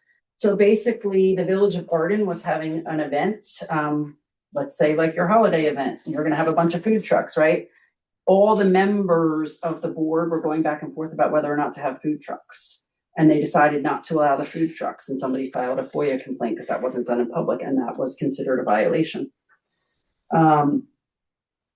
And then Town of Ellendale was a tax increase. That was thoughts and discussions again with a letter that went out and then emails exchanged, another violation found by the, and nobody, it was never one email with 9 people. It was just email here, email there. So another example. So you could read those 2 cases if you want. If you go to just Google Delaware FOIA decisions and the Department of Justice will come up and you can look at recent decisions. You can search for certain words about different decisions. Agendas required for all meetings. Agenda may change in some circumstances as we discussed. And then open records. So open records is where we're talking about getting into your personal emails and getting into your texts. It is also, of course, we're getting into your personal only because you're using it for business. What they're really looking for is business emails, of course. Any public information can be FOIA'd. So you need to be mindful of that as well. What people don't like is particularly contractors, they do a bid. Bids themselves are usually sealed for a certain period of time, but eventually when that contract is awarded, that's public information. Everybody gets to know what's being paid to that bidder, right? When you write somebody an email and say, you know, that third person at public comment was so rude. I can't believe they behaved like that. That's going to somebody someday, you know, if they're upset about something and they FOIA those emails. So you really need to be mindful of that. There are exceptions, which I did not include, so I brought them with me. Under the statute, which is 29 Del C 10001 et al. There are exceptions to what are public records, and I'll just highlight just a few of them that we come across a lot. Those are investigatory files is the biggest one. So if somebody has a code violation, they have something they've done that the police have responded to, and that's under investigation civilly or criminally. When somebody makes a FOIA request for that, Those can be held back as what are called investigatory files, because obviously we don't want that information out there while it's still under investigation. And there are a number of FOIA decisions that say that exception continues past the time of the investigation. There's an exception for documents that deal with security. So it's not just, it's building security and personal security. So blueprints of buildings, emergency response procedures, things like that, but they have to actually endanger or really not endanger, but jeopardize the security of a structure or a person, okay? So those things can be accepted. Their personnel records, medical records, things like that. So there's several exceptions. If you ever get a FOIA request, obviously it's going to go to Antonina, but if there are concerns about whether or not it's an exception, we always, will help with looking into those and seeing which ones apply. There's a couple things you don't have to do. If somebody requests records and you withhold records for any of these exceptions, you do have to state the exception that's applicable, but you do not have to give them a list of records that were withheld.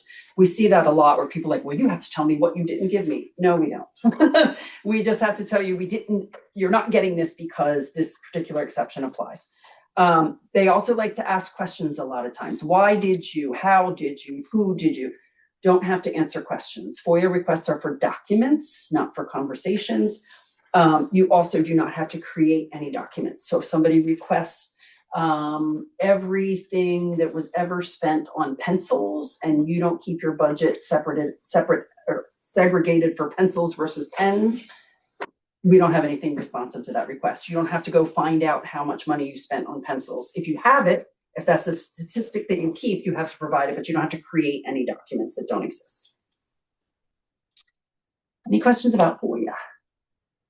All righty. Ethics. All right, so there is something called the Public Integrity Commission. You don't ever want to have to go to them unless you're just asking for advice. They are the governing body that basically looks at public behavior, reprimands it, comes up with codes and conduct that must be complied with. So there's 7 members of the PIC. They're appointed by the governor and confirmed by the Senate, and they're appointed for 7 years. They cannot be people that hold elective office, and of course their quorum would be 4. Disciplinary actions require at least 4 votes. The board itself recommends rules of conduct, issues advisory opinions, and then of course investigates and holds hearing for anybody accused of violating the code of ethics or the code of conduct. They have the power to maintain records, subpoena witnesses, hold a hearing. They can remove, demote, or suspend people in office. And they can actually issue violations, which are misdemeanors, carrying 50 to 200 fine and up to 20 days in jail. Now, you all know basic ethics, obviously. Don't act with bias. Don't recuse yourself. Do recuse yourself if you have a financial interest. Those are the kinds of things that PIC are looking at when people don't recuse themselves or take bribes or some of the more egregious things. You do have a mini code of conduct in your code. It is very limited. It's very small. It basically just talks about principles of conduct, act with professionalism, fair and equitable treatment of everybody, be courteous and attentive of listeners, or speakers, refrain from abusive conduct, have efficient meetings, communicate well, basic conduct.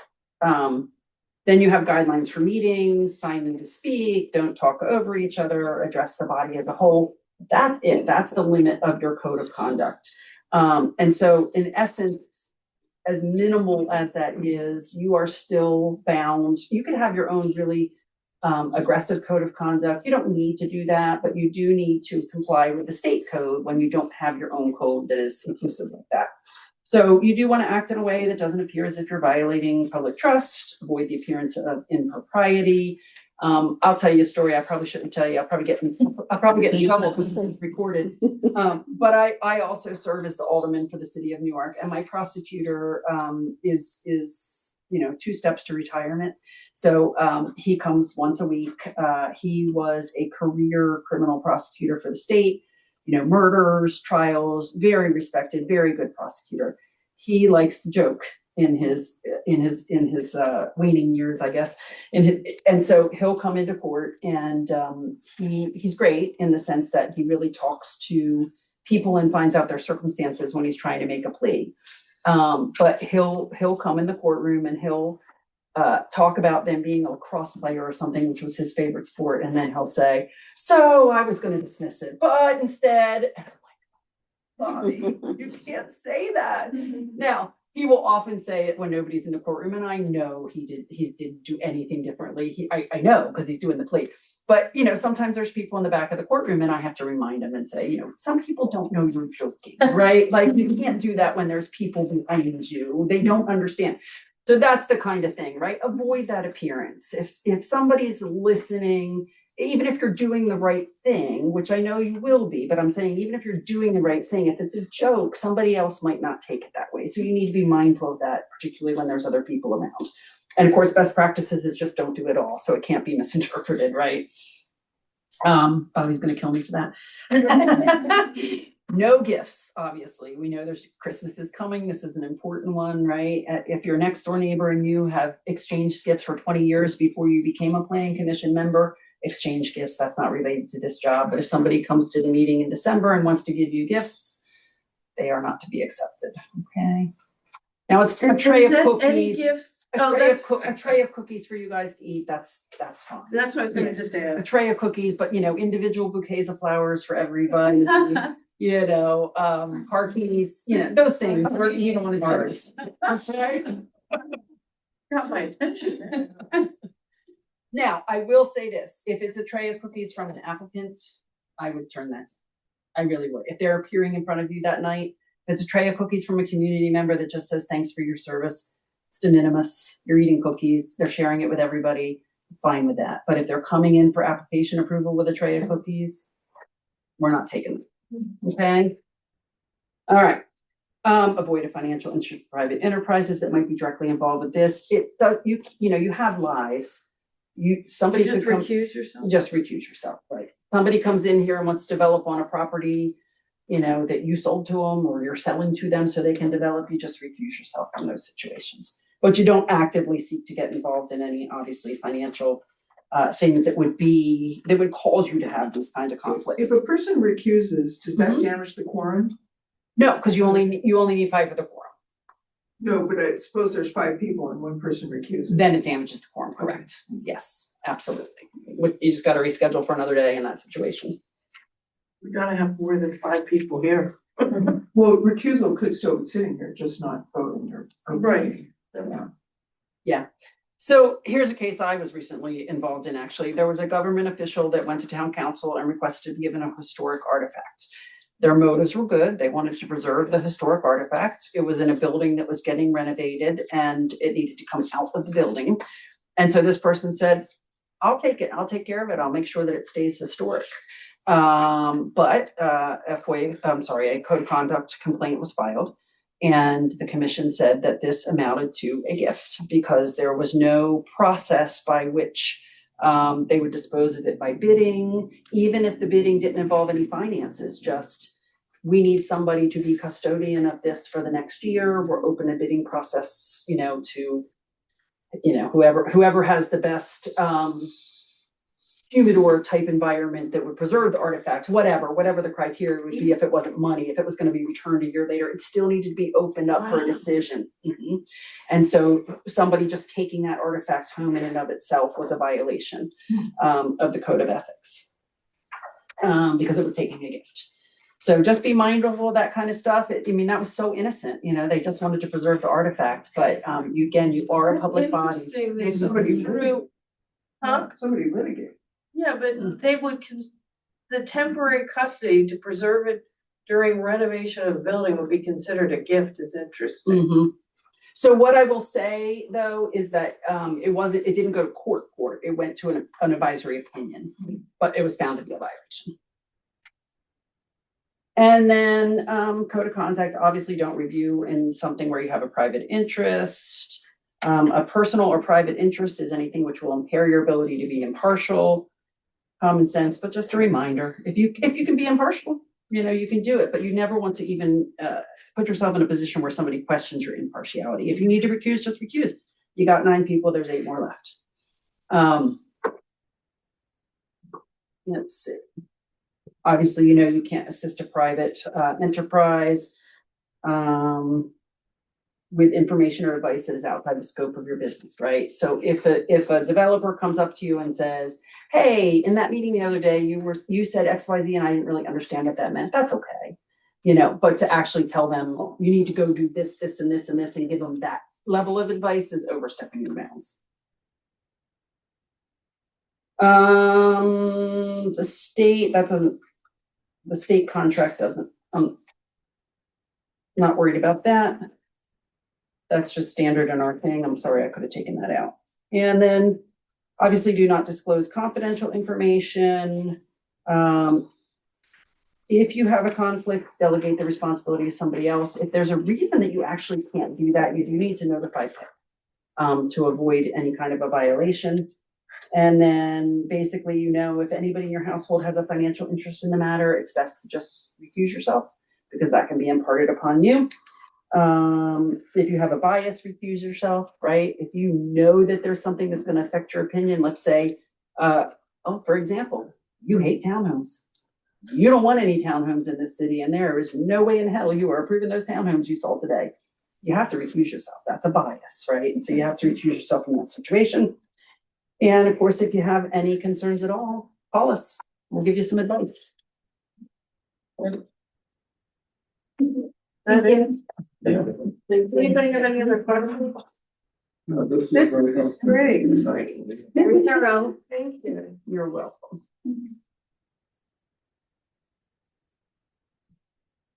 I have a question. What is the issue or concern regarding getting a city email Like, why do you, for the planning commission? why don't you have one? Yeah. It was not set up and budgeted for previously, so we're looking at all of our IT services and seeing if it is economical to do that for all of our boards and commissions. All of our boards and commissions are great to at least 60 people, so that's a lot of emails too. But it would all be They're expensive, under too. one server, is that correct? Would that Yeah, be one yeah. server? Yeah, but it's expensive for each account. So we're just looking into that. It's all outsourced. That's the challenge in that this outsourced service has terrible rates. It's not worth it. Make yourself a Gmail, like, That's what I did. like the chairman said. And listen, I don't want to scare you, but I do, right? Because it's important that you know that that stuff can be accessed. But again, it would be, so when we do litigation, there is an ESI, which is called electronic server information. There's a protocol. And so when we actually hire services that come in and we tell them, okay, this is, let's say, I don't want to use Smith, that's too common. Let's say Grabowski sues the city, right? We're going to go to that data collection agency and we're going to say, we want any emails that say Grabowski, 106 Gray Street, you know, whatever it's related to. And we're going to give them a number of search terms and they're only going to pull emails that have those search terms in it. So again, the odds that they're going to pull emails between you and your son are very slim. But the best way to protect yourself is to keep that in a different folder altogether, so that we can just search that folder, right? And be able to say, this is everything Newcastle City related is in this folder, and there will be no other emails in that other folder. So, or as a whole nother email address as discussed. Either way helps protect you. So would you suggest I go through my old account and put all the planning commission emails into a folder? I would. I didn't already delete them. Well, and that's the thing, you can just do a search for Newcastle City. And then when you get that search engine, start with the first one, hit shift, go to the bottom one, and then move them all over, you're done. What happens if you just delete emails? You can delete them. Okay. If they're not It's there, not available. if they're not there, they're not there. Nothing ever is actually. Yeah, that's true. That is the problem. Somebody's got it somewhere. I mean, I could, Yeah, I set up a, Created your own, I'm sorry, so where did you We created? just went into Gmail and Right. created a new email that says, I think it's Margot City of Newcastle @gmail.com. And Okay, so I just use that for City of Newcastle stuff. okay, and that's what you did, Kristen, also? yeah, mine's Kristen ZONC. I was trying to be shorter. Yeah, I have a club I belong to that I'm president of, and I did the same thing, just so it's not even a Clean. FOIA thing, because it's not a public body, but it just, I don't get all those emails all day. When I want to look at emails from that club, I go to that email address, and I know that's what it'll be, it's just, Yeah, I have several. I have one for our store and I have one for my yeah. crafty stuff and. Gmail is just set up a billion. Poor Antonina's gonna have to redo everybody's, everybody's email address. Yeah, that's all right. Well, also, if you use Outlook, you can make them all come into one Outlook mailbox. So it doesn't necessarily have to inconvenience you. Mhm. And there's somebody who comes to the senior center every week who will help you do that. So, because not everybody can. That's true, very true. Okay, thank you again. This was really helpful. Good. And if you have follow-up questions, think of anything, just email me. I'm just happy to answer any questions you have. And then Yeah. your draft document. I don't want to talk about it because it's not explicitly on the agenda. I just wanted to share it with you to look at. We can add it to the next agenda, but it's a draft onboarding packet. And I'll send it to you electronically as well. Could you back it with this presentation? So. Yeah, that presentation will be added to that. Okay, onboarding good. packet. Yeah, because I think the detail is where the devil is living. Yeah. Okay, and then the next item is the discussion and possible vote of the recommendation of the letter to the city council regarding the 5-year comprehensive review. Thank you, Antonina, for drafting that for us. This was a big help. Thank you for. So, I noticed one typo, letters seem fine, but one typo in the third to last paragraph, the long paragraph. Exercise is missing a letter. It's up to you to figure out which one it is, though. Well, it's paragraphs are relative on at the tail end. here. As good. Yeah. Okay. So this basically details everything that you all reviewed each month and points the Office of State Planning and Coordination to the minutes of each of those meetings. And that's a great idea. And share that there are no changes necessary at this time. But you thought that the exercise was fruitful. The newer commissioners, the review of planning done with the foundational planning document for the city. For other members, it helped them envision how future plans could be structured differently to provide for more perspective and attainable recommendations.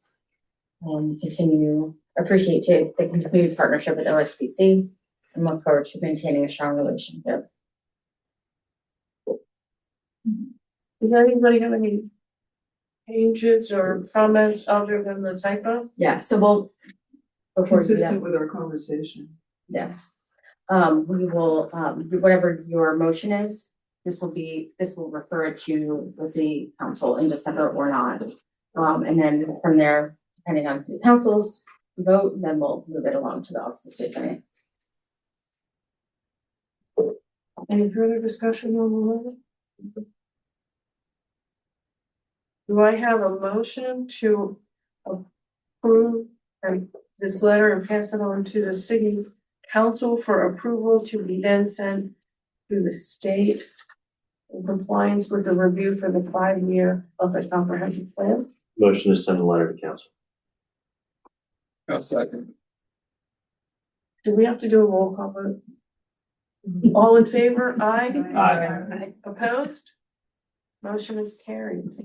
Do you need me to sign that or just you? Yeah, I was torn. Chris and I were kind of going back and forth. We could both sign it if you want. Yeah, the two of us, the mayor and council president, upon approval. I think what I'm most comfortable with. PAC, I think, is our last. Oh, no, suggestions or anything people want to talk about in future or things you want to do, we will then have Lisa to make sure whatever we suggest is within the confines of the planning commission. I'm gonna send the article to Antonina, but Newark is getting ready to come up on their 10-year review. And there was a very good article about how they're soliciting public input in the next 10-year cycle. And I'm gonna send the article to Antonina. And there's also another article that was a few months old in regards to affordable housing that I will send, because I think at some point next year, we should backtrack onto the affordable housing topic. But that's not necessarily for the next meeting, but I'd like to get it into future Well, the meetings. 2026. Yeah, So you're saying to have public comment on that's a good idea, yeah. it was how they were going, it was an article in New York Post Online about how they were going about to get public input on the goals for the future of the city. That's a good idea, yeah. There is a requirement that you get public input. I mean, it was more like how they were Their doing it, process. what they were doing, and I think for us, none of us had been here for a 10-year. Right. So that would be a good, and Yeah, that would be just as a helpful. side note, I look at Newark Post Online all the time, and they do publish a lot of stuff about their planning commission. And it's been very enlightening to me. You said New York Post? Newark Yeah. Post Online. You know, decisions they made, just information that they put out and what has come across their commission. I mean, they obviously deal with things with the college and that are different than us, but I find it informative when the articles pop up. It's probably like once a month. Yeah. Any other topics? Oh, I have 4. That's where we are now. One is an update on projects we've approved. There's so many sitting out there and nothing has come back to us about what's going on. And, or why projects we approved years ago are still haven't put a spade in the ground, which were potentially could bring money into the city and, you know, have other great benefits. So I'd like to kind of keep tabs on that. I'd like to explore the topic of encouraging accessory dwelling units in our city. We had a presentation from the Delaware Housing Authority on how to do that. And I think that would make a big difference for people who live here. I did look through the code a bit. It is permitted in our code. So Chris and his colleague gave a whole presentation probably October, on ADUs. Yeah. Okay. So we could revisit that and have a follow-up discussion. Yeah, Didn't we recommend that the city council implement that too? I I thought we, believe we did. I think we referred the information. or maybe Yeah. that's what we did. This happened in October, and then November, the short-term rental issue came to you guys, so I think it kind of got off the rails. Okay. yeah. But I think still that we could do more.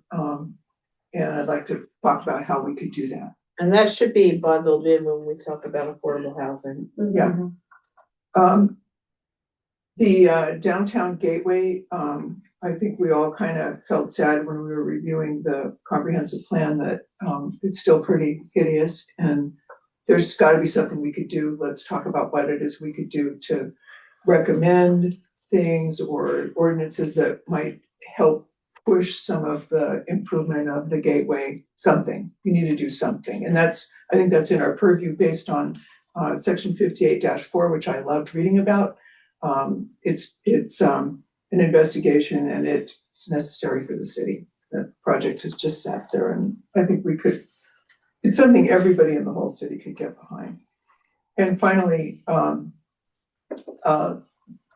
we need some kind of an ordinance for the historic district, that people who buy or rent in the historic district sign an agreement that they understand that they're in a zone that has additional requirements.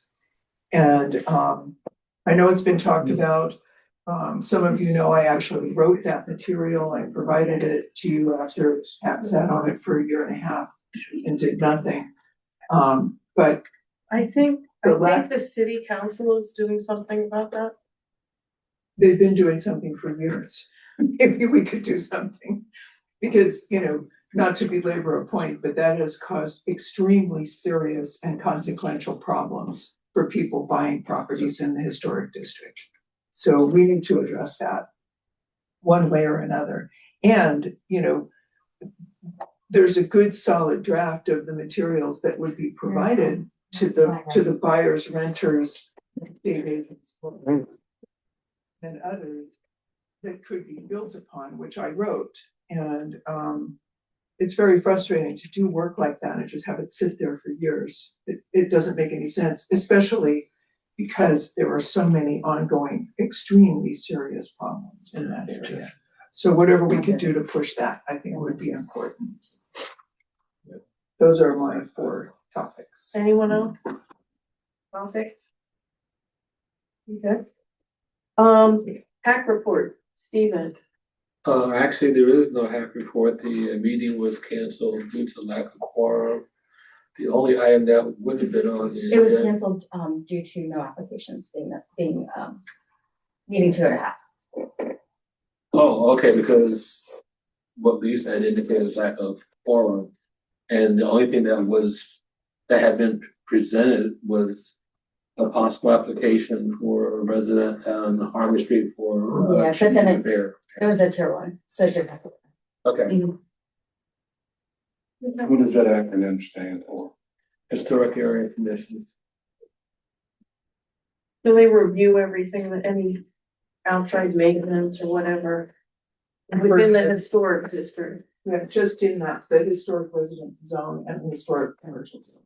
So it's about 500 buildings down near the courthouse. And how many people fit on that commission?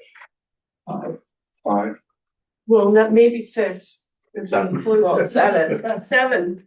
But the other 2 are non-voting. Non-voting. Yeah, it's 5 voting and then potentially up to 2 non-voting, but this ordinance goes through city council. Do I have a motion to adjourn, or does anybody have any further? Everybody want to go home? No, this. Do I Motion to adjourn. do I have a second? Second. All in favor? Aye. Opposed? Meeting adjourned. I haven't seen one picture of you. It's been a year now.